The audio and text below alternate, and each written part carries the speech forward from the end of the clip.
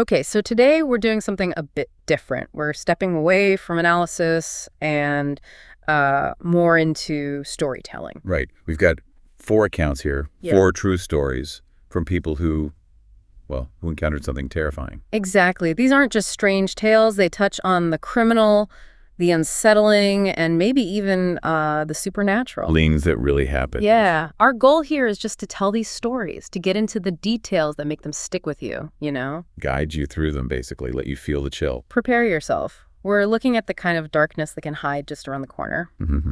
So let's start with the first one.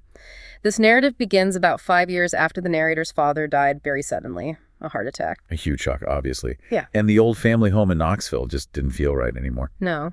So she and her mother decided to move, found this kind of quaint house outside Atlanta, but it was isolated, down a gravel road, middle of the woods. Sounds peaceful, but also remote. Very. But here's the thing. Just before they moved, like days before, she had this dream. And this wasn't just any dream. She described it as incredibly vivid, almost like sleep paralysis, where she felt awake. Right. And the bedroom in the dream. It was an exact copy of the bedroom in the new house, the one she hadn't even properly moved into yet. That's unsettling on its own. Totally. Then, in the dream, this orb of smoke starts to fade in from the shadows in the corner of the room. Not solid, just smoke. Yeah. And the feeling was instant terror, like ice water, pure panic. She said she got goosebumps even in the dream. Wow. So it felt real. Absolutely. The orb just hung there, and then it spoke. And this is the core of the terror, isn't it? The voice. It was her father's voice, her dead father's voice coming from this orb. Oh, man. That's deeply disturbing. What did it say? It said, "I'm sending someone to watch you." Okay. Chills. Just chills. She was apparently too scared to really respond, just managed to whisper. The orb paused, then gave one final really cryptic instruction. Youngsters? Down black. Yeah. And then it just vanished. Down black? What does that even mean? It's like something out of, a nightmare. Exactly. A chilling warning tied to her grief, but also something else entirely. Weirdly, though, when they actually moved, things settled down a bit. How so? Their neighbors had this little black cat, an older cat, kind of petite, and it just immediately took a liking to the narrator. Oh, okay. A bit of comfort then. Yeah, it would hang out near their patio door all day, made the whole stressful moving process feel a little less lonely. A little bit normal. Right? But then, maybe less than a month later, that dream came back. Not as a dream, but, well, something happened. Okay. She woke up suddenly in the middle of the night, heard this faint, dry coughing sound. Familiar sound. Instantly recognized it. It was their old dog, Ace. He had a collapsed trachea, poor thing, needed medicine. He made that specific sound. Okay, so she knows the dog needs help. Right. But Ace wasn't in his bed. She looked around, couldn't find him. Then she heard the cough again. We're outside. And she sees the side patio door, the one leading straight into the woods. It's open, just a crack. Oh, no. So the sick dog got out into the woods. Yeah. At night. Yeah. Panic sets in. She grabs a flashlight, runs outside, starts shouting, "Ace! Ace!" Following the sound. Yeah, the cough echoes from down the gravel road, leading her away from the house. But as she's calling, the sound changes. Changes how? It stops being a cough. Slowly, horribly, it morphs into this low growl, like an animal growl. Okay, that's not Ace. Definitely not. Her flashlight beam hits the road, and there, in the distance, is a bright red fox. A fox? Okay, maybe that explains the growl. Maybe. But as she's staring at the fox, trying to figure things out, something pulls her attention down, right next to her leg. What was it? It was a little black cat, but it wasn't the friendly neighbor cat anymore. Its back was arched super high, every single hair standing on end. Ready to fight. Totally. Yeah. And it was letting out this incredibly low, deep, sustained growl, the meanest cat growl she had ever heard. Protecting her. Seems like it. And then the really weird part, the red fox, it just vanished, like blinked out of existence. Vanished. Just gone. Gone. And in its place was something else, something horrific. Yeah. It looked like the walking corpse of a coyote that had been hit by a car. Roadkill, but moving. Oh, that's graphic. Yeah, she described it vividly. Its jaw was hanging loose, one eye was just red, stained maybe, and it was wobbling, moving really unnaturally. That sounds like something else, Move not on. just an animal. Well, yeah. But the little black cat didn't back down. It stood its ground, growling at this this thing. Brave cat. Incredibly, the creature stopped moving towards them. It focused on the cat and on the narrator, and then she heard it speak. Or, well, mutter. It spoke. The coyote thing. In this low, gravelly voice, 2 words. Not down black like the dream voice, just black. Black, directed at the cat, maybe? That was the implication. Right after it said that, the creature just turned and bolted, ran straight into the woods, and disappeared completely. And the cat. Instantly calmed down, started rubbing against her leg like nothing happened. Wow. So she grabs the cat, runs back inside, totally freaked out, locks the door. And the dog, Ace. She finds Ace sound asleep on the floor in her mother's bedroom. He'd been safe inside the whole time. He never even went outside, so the coughing sound Was a lure. That's how she interpreted it. Looking back at the dream, the voice, down black, and then this creature saying black. it connects in a terrifying way. Her conclusion was that it was some kind of entity, maybe like the Skinwalker legends you hear about. Yeah. Something that mimics sounds to draw prey out. It mimicked Ace's cough. And the cat. The little black cat she ended up naming Halloween. Was the protector her father's voice promised? The someone sent to watch her? She still puts food out for Halloween's descendants, or just in case? That's an incredible story. Supernatural warning. A protector. Wow. Deeply unsettling. But sometimes the horror isn't supernatural at all. Sometimes it's just people. Which brings us to Nevada, right? Right. The desert. Exactly. Story number 2. A very different kind of threat. This guy is traveling, finds himself in some small town bar out in Nevada. Okay. He's chatting with a local, and the local points out this group of pretty rough-looking bikers across the room, gives him some simple advice. Which was... Don't mess with the bikers, man. Just leave them alone. Seems like solid advice in a remote bar. You'd think. But the next night, the narrator is back, drinking with a couple of other guys who are also just passing through, George and Steve. And guess who shows up? Yep. A group of about 6 or 7 bikers walk in, look pretty serious, kind of ragged. And the narrator remembers the warning. He does. He tries to just keep his head down. But his buddy George, well, George has had a few drinks. Uh-oh. Liquid courage. Big time. George starts talking loudly, kind of making fun of how the bikers look, how they smell, apparently, and just being obnoxious. Not smart. Not at all.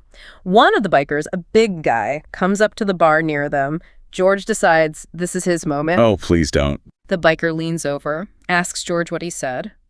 George, instead of backing down, basically yells across the bar.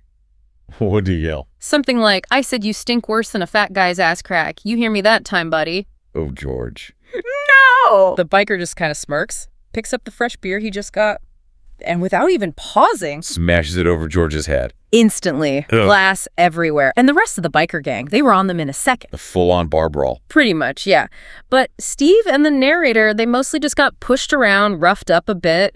The real violence, the focus was all on George. Payback for the insult. Brutal payback. And the barman did nothing, just watched.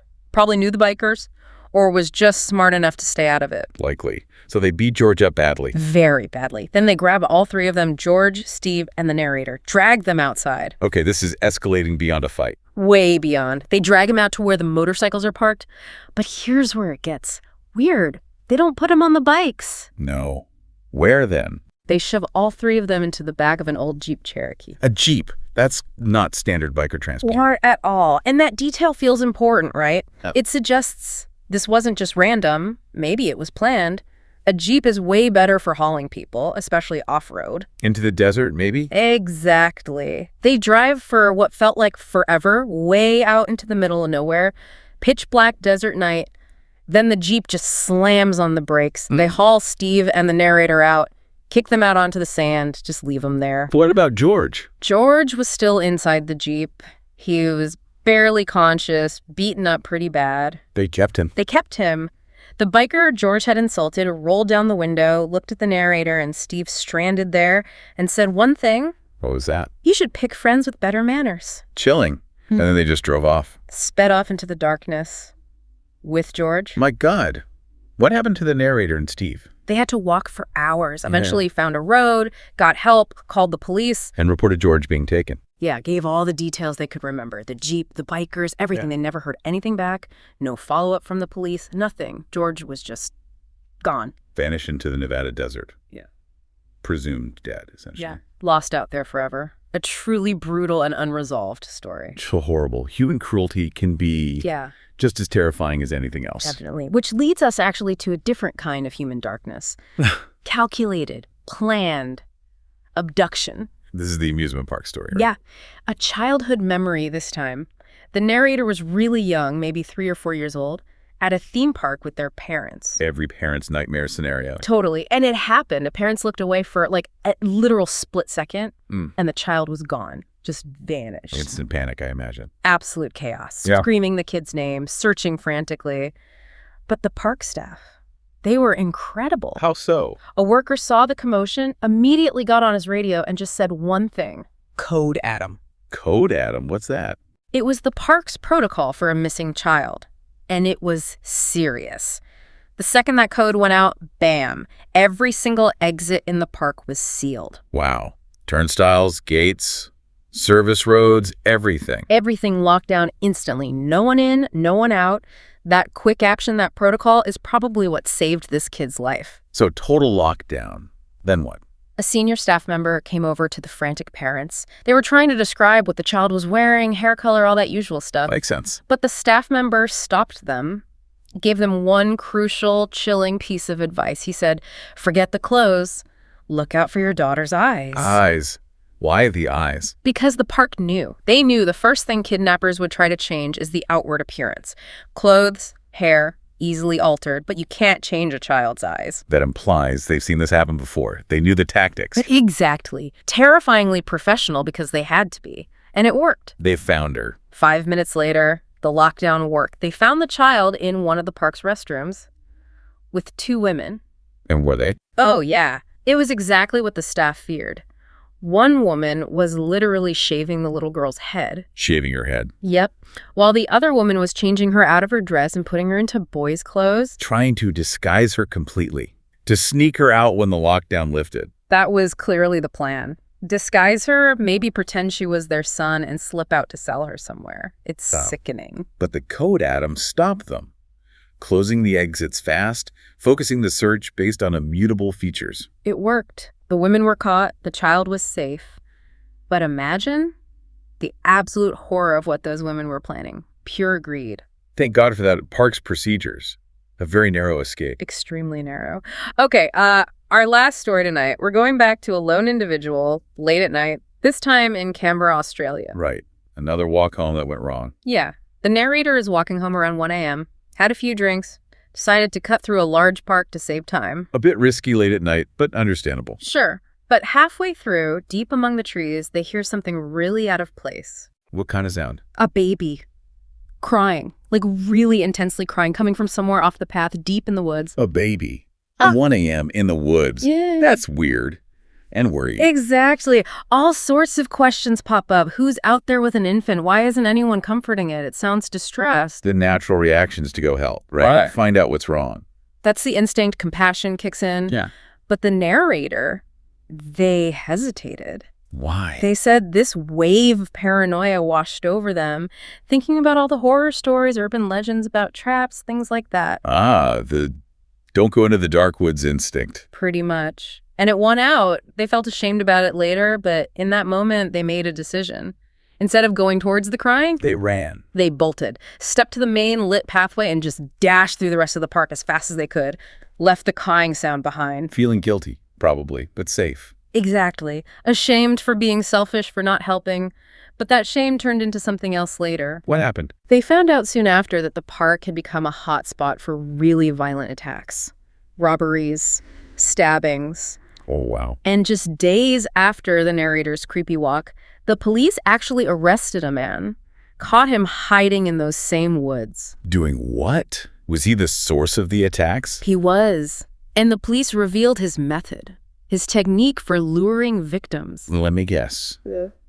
It involved the crying baby sound. You got it. He wasn't just hiding. He was sitting there in the dark playing recordings, sounds of babies crying, sometimes even dogs whimpering, playing them loudly on his phone. Oh my God, it was a trap. A deliberate lure. A horrific one. Think about it. He wasn't just waiting for random people. He was specifically trying to draw in people who would respond to those sounds. People driven by empathy.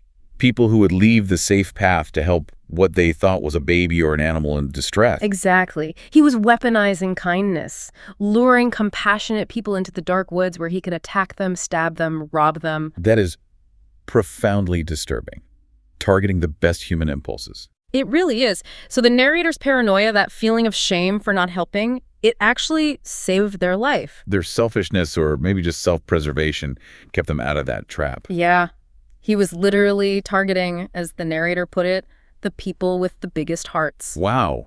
What a chilling collection of stories. Right. From, potential skinwalkers and protective spirits to just brutal human violence in the desert, the terrifying efficiency of kidnappers, and then this calculated evil preying on empathy. It really shows how danger can hide anywhere. In the supernatural, sure, but also just in everyday situations, in human calculation. Yeah, that line between supernatural dread and just plain human malice can get really blurry, can't it? It definitely can. These stories really remind you that sometimes the worst monsters are the ones that look just like us, or maybe the ones that exploit our very nature. A sobering thought. Huh? Well, that about wraps things up for this particular deep dive into the darkness. Definitely some chilling accounts. If these stories got under your skin, maybe do us a favor, hit that like button. You could share this with someone else who appreciates true horror. And please subscribe to the channel, Horror Docs.